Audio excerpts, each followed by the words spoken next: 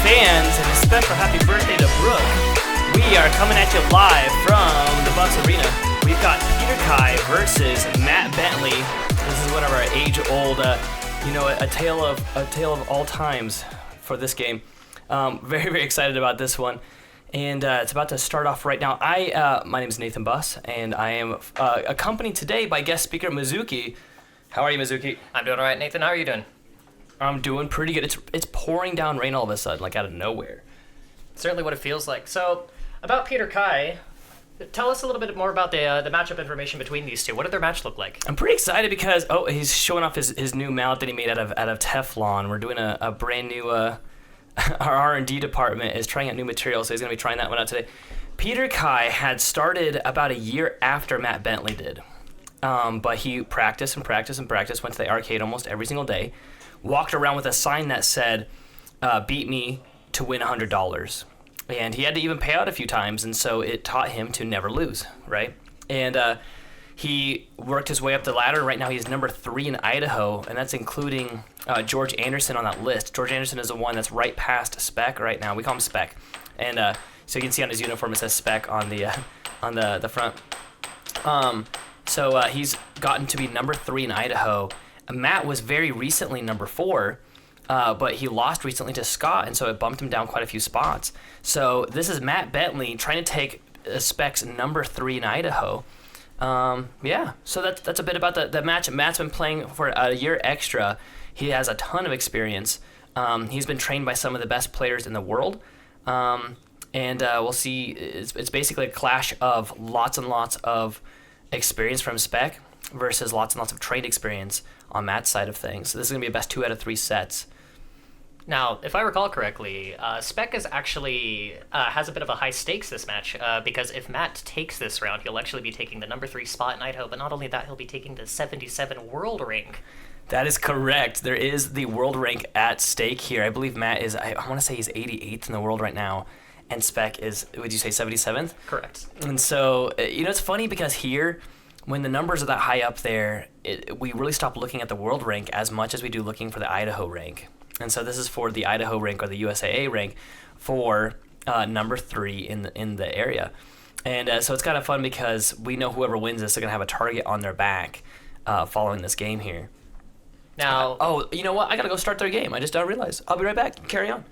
Then I'll be taking over from here. Now, if you all are interested, you can find us at Facebook, American Air Hockey League, or you can find us on Instagram at Idaho Air Hockey if you are interested in more information about the Air Hockey League, or if you're looking to take part. You can always schedule with Nathan. But for the time being, looks like we're about to get started here.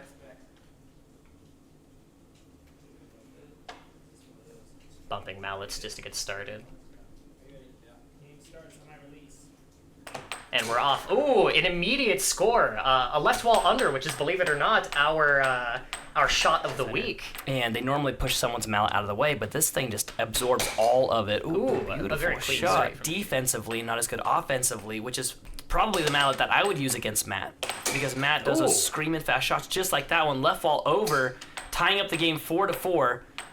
It's going to be Matt's birthday gift, is to win this game here. This is the very first game. Matt's up 1 point still. Goes for the cross and nails it.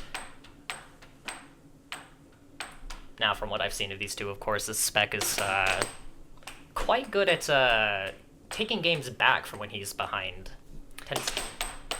He really does. So when he's at the arcade and he has $100 on the line, he often just plays nonchalantly, but if he starts losing, then he starts using the cross shot, which is what we call the noob killer. It's when you bring it up to the left-hand side of the table and you shoot to the right-hand side of their goal. Matt calls a 10-second timeout. Spec, recognizing that he was losing at defense today, decides that he wants to try and take very quick rounds off of Matt.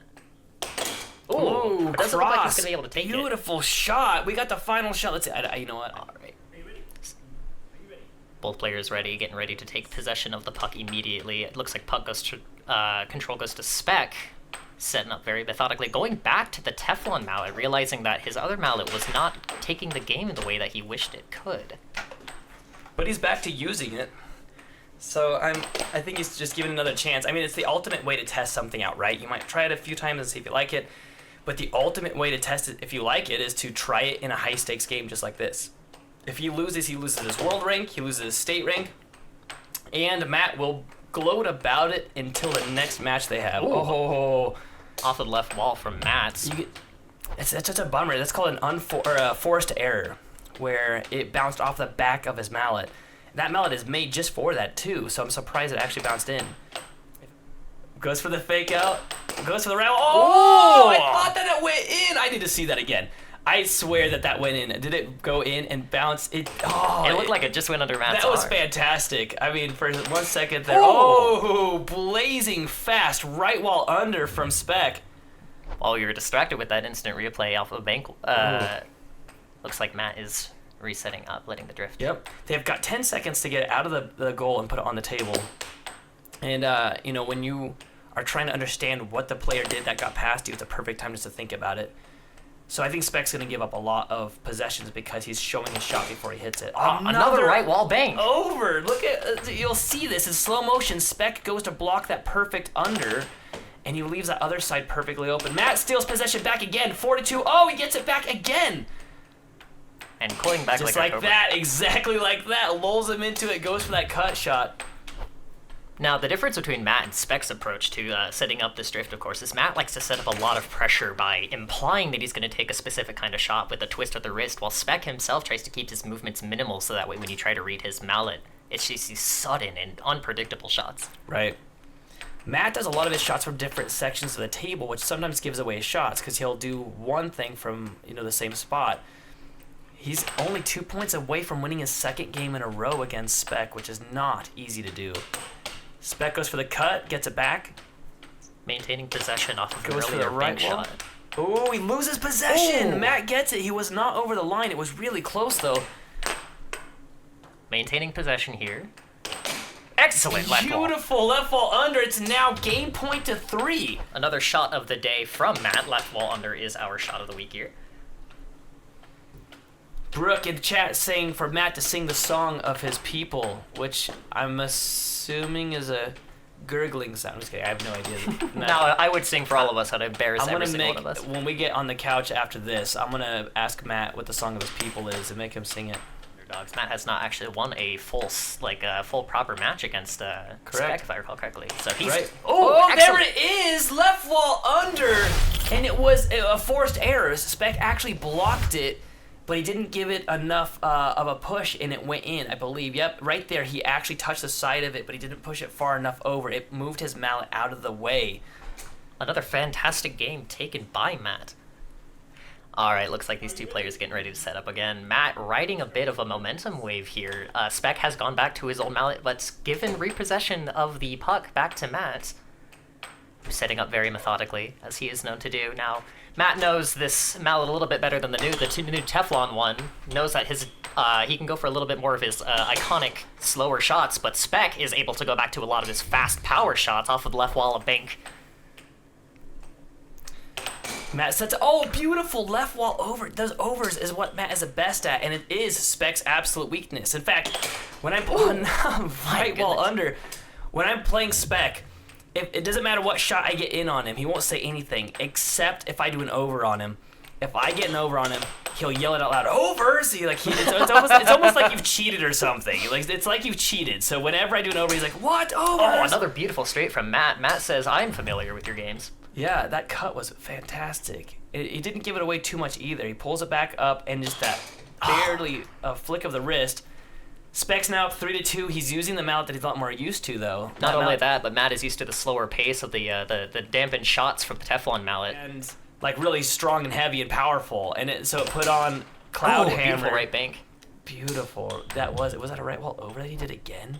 It was right to the other side of that goal, and Spec has fallen for it almost every time. Right At the wall same time, under. though, the right wall seems to be the bit of the weakness for both of these competitors today. Well, very methodical. goes for straight down the middle. I'm assuming he was going for the cut. Brings it back. Goes for the cut. Keeps possession. Goes for the cut. It gets it. Third cut attempt in a row, but nailed it on the third try. Third time's a try, as they say. Spec sets it up, goes for the cut. Oh, a forced error that time. Cloud and Hammer? And Spec liked it, so we call it Cloud Hammer. Nah, I'm sticking with Pillsbury Doughboy. So far, Spec. That was a great shot. Spec is now up 6-4 with that. Was that a cut? It was a cut. Yep, right down that straight, right to the side of Matt's goal. Matt is now looking down the barrel. If Spec gets one more point, it'll be 2-1 in Matt's favor. Spec is a bit of a momentum player, somebody who longer he plays somehow manages to continuously get more and more powerful. Agreed. See, here's that right wall over replay. You can see it goes to the far side of the goal. It hits, and then it goes to the far side.